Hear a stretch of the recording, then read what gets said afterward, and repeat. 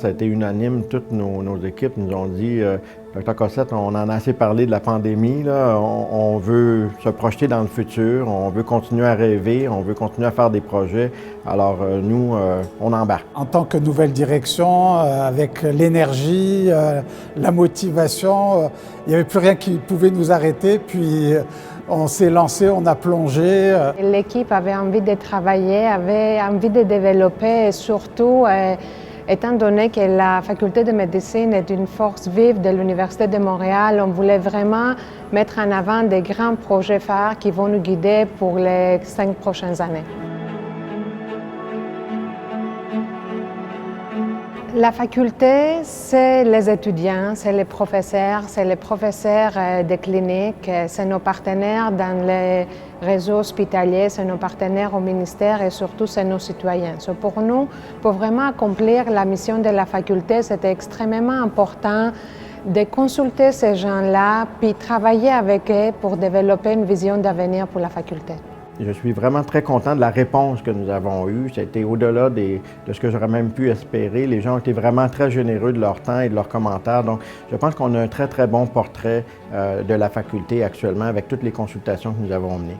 Une chose que j'ai trouvé très importante comme commentaire, ils voient le besoin que la faculté de médecine assume un certain leadership. Dans un système, un écosystème aussi complexe, ça prend quand même un rôle de fédérateur, si vous voulez, là, pour les instances. Et ils voient que la faculté de médecine devrait jouer ce rôle-là. La raison d'être pour laquelle on est là, c'est le volet enseignement et le volet recherche. Et ça, toutes les consultations que nous avons faites à l'interne, à l'externe, reconnaissent la grande valeur et le niveau d'excellence de nos chercheurs et de nos enseignants. J'étais très, très enchanté de voir à quel point les gens étaient enthousiastes pour travailler avec nous pour des projets de société qui vont avoir un impact sur la société québécoise. Le courage, l'audace qu'on veut avoir dans nos projets, puis de pouvoir dire oui à des projets, mais aussi de pouvoir dire non à des projets, de s'assumer, d'assumer nos décisions. Il faut qu'on adapte nos programmes de formation pour que nos étudiants aient cette flexibilité au niveau des carrières qu'ils vont embrasser suite à leurs études graduées. On parle beaucoup de responsabilité sociale, puis je pense qu'en 2021, plus que jamais, il faut penser aux populations vulnérables, les enfants, il faut penser à nos aînés, puis comment on peut améliorer leur qualité de vie au niveau de santé urbaine, mais aussi aux populations autochtones et autres. Je pense qu'on veut développer encore plus la responsabilité sociale chez nos étudiants, l'engagement, pour vraiment en faire des professionnels responsables puis qui sauront défendre les droits des patients, les droits des populations les plus vulnérables. Donc, je pense que là, on va consolider nos efforts, on va enrichir puis on va pouvoir aller plus loin et plus loin ensemble au lieu que ce soit parcellaire et que ce soit par secteur ou avec des initiatives là, très individualisées. Nous avons 25 projets que nous voulons mettre de l'avant.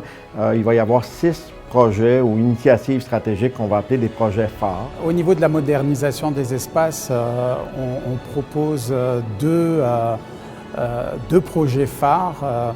Un qui est un centre d'innovation pédagogique, c'est quelque chose qui est ressorti dans nos consultations, le besoin d'innover sur le plan pédagogique.